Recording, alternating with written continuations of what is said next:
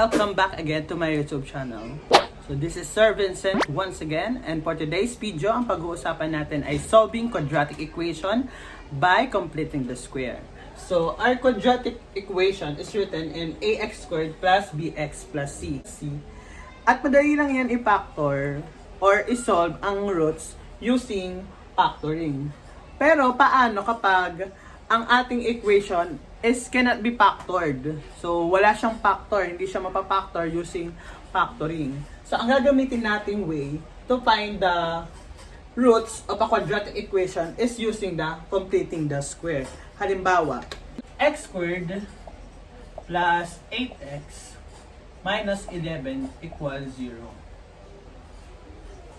So in this case, hindi siya factorable. So ang gagamitin natin ay completing the square. So paano ba yung completing the square? So first, ayan, yung letter C natin, si C, ililipat muna natin, isa-set aside muna natin. Lipat natin sa kabilang side. So ang matitira lang si A at si B on the left side and si C nasa right side. So x squared plus 8x equals, ayan, pag tinranspose magiging 11. And then mag-iiwan tayo dito ng space para ma-complete yung square na to. Next naman is to find the 1/2 of the middle. Yung kalahati ng middle term natin, ng B. So 8 divided by 2. So that is equal to 4. And then, ano gagawin sa 4? I-square natin yan. Square the 4.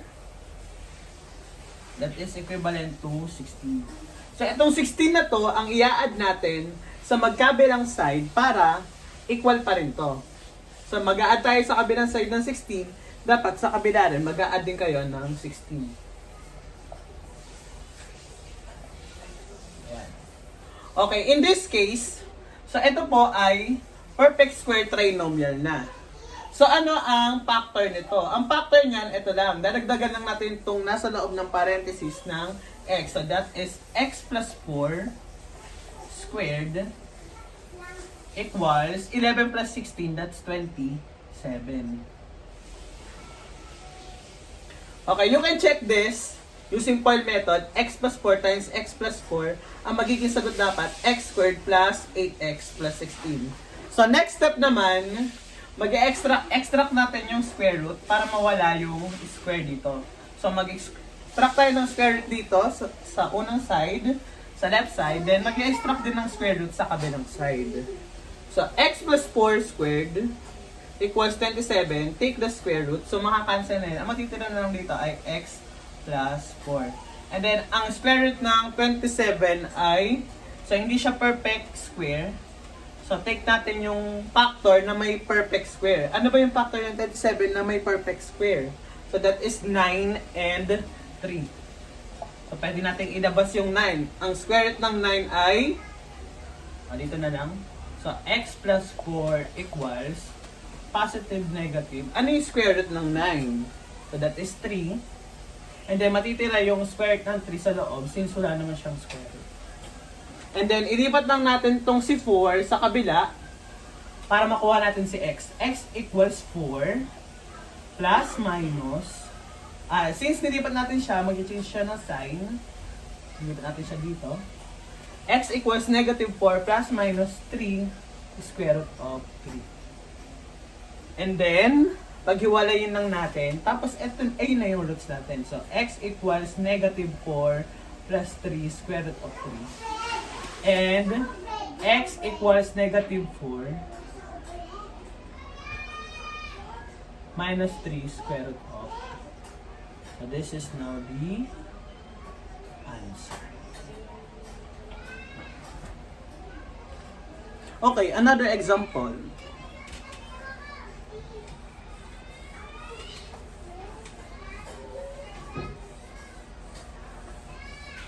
Let us try naman na pwede siyang i-factor, pero ang gagamitin pa rin natin is completing the square. Halimbawa, x plus 5 x minus 3. I-FOIL method natin siya, and then try natin x times x, that's x squared Yan. Outer, x times negative 3x. Negative 3, that's negative 3x. Inner, 5 times x, positive 5x. And then, last, 5 times negative 3, negative 15. So this is x squared plus 2x minus 15 equals 0. So ito yung gagamitin nating quadratic equation. And then, solve natin ang roots niya or ang x niya using completing the square. So dapat, ang magiging sagot natin, ang magiging factor niyan, itong x plus 5, x minus 3. Dapat. So, dapat ang magiging sagot dyan, x equals positive, negative 5 and x equals 3.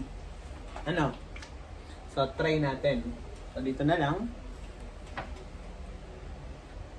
X squared plus 2x minus 15 equals 0. So, lipat lang natin si c sa kabilang side. So, x squared plus 2x equals 15.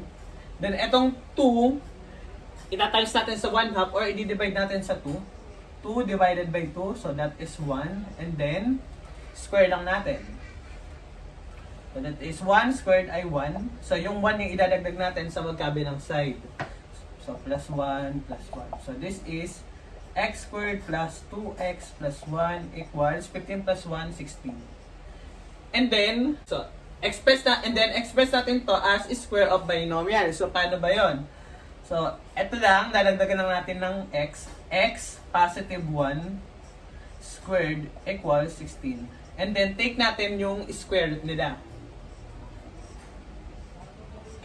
Extract square root. So, ang matitira na lang dito ay x plus 1. Then, dito, ang square root ng 16. So, this is perfect square. Ang square root ng 16 ay positive negative 4. And then, ayan, transposean natin si 1. So, x equals negative 1 plus 4 plus or minus 4.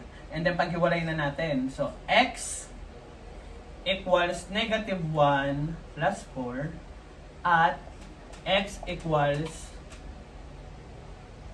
negative 1 minus 4.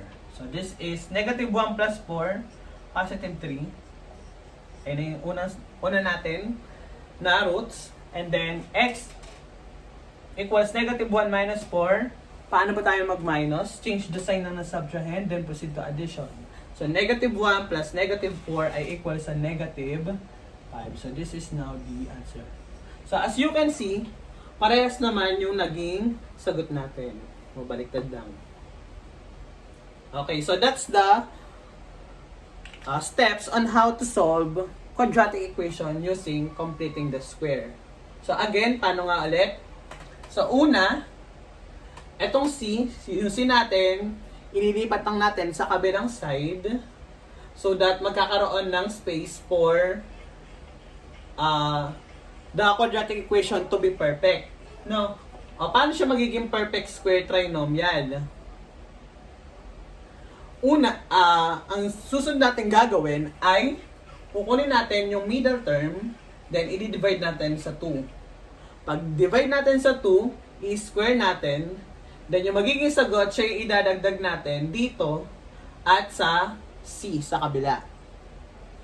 Then after that, i-express natin yung na-form natin na perfect square trinomial into square of binomial. Okay, pag na-square of binomial na, pwede na natin i-extract yung square root. And then, pag na-extract na yung square root, we can now solve for x. Okay. Another example.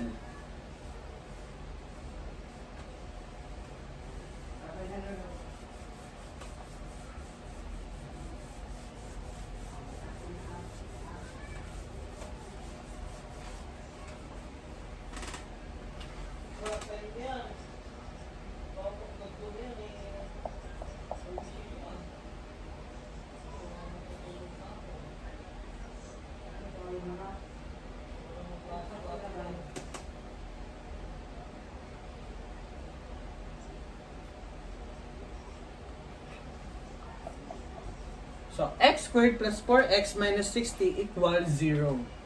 So again, lipat ang natin si C sa kabilang side. So this is x squared plus 4x. Nalagay tayo ng space dito. Equals, ayan, mag-change ng sign, 60. And then, etong middle term natin, kunin natin ang numerical coefficient, which is 4. Divide natin sa 2. Ang sagot ay 2. And then square natin. 2 times 2 ay equal sa 4. 2 squared ay equal sa 4. Then yung 4 na yun, ito idadagdag natin dito. So now, this is now a perfect square trinomial. And then express lang natin siya as square of binomial. Paano yon? Ito lang dadagdagan lang natin ng x. X plus 2 squared equals 60 plus 4, that's 64. And then ang susunod na gagawin, extract lang natin ang square root. So ang matitira dito ay x plus 2 equals, ang square root ng 64 ay 8. Then, transpose lang natin para matitira na lang si x. X equals negative 2 plus or minus 8. And then, paghiwalayin natin. X equals negative 2 plus 8. X equals negative 2 minus 8. Okay, negative 2 plus 8 ay positive 6. So, this is now the first root. And then, yung second root, negative 2 minus 8 ay negative 10. This is not the second root. Okay, so you can check that by substituting the value of x dito sa ating original na quadratic equation.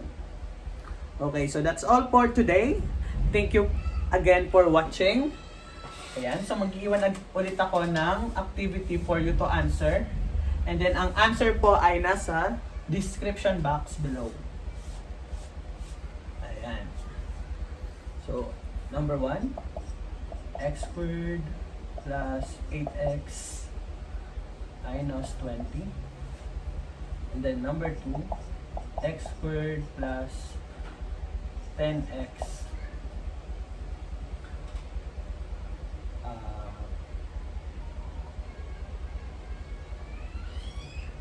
minus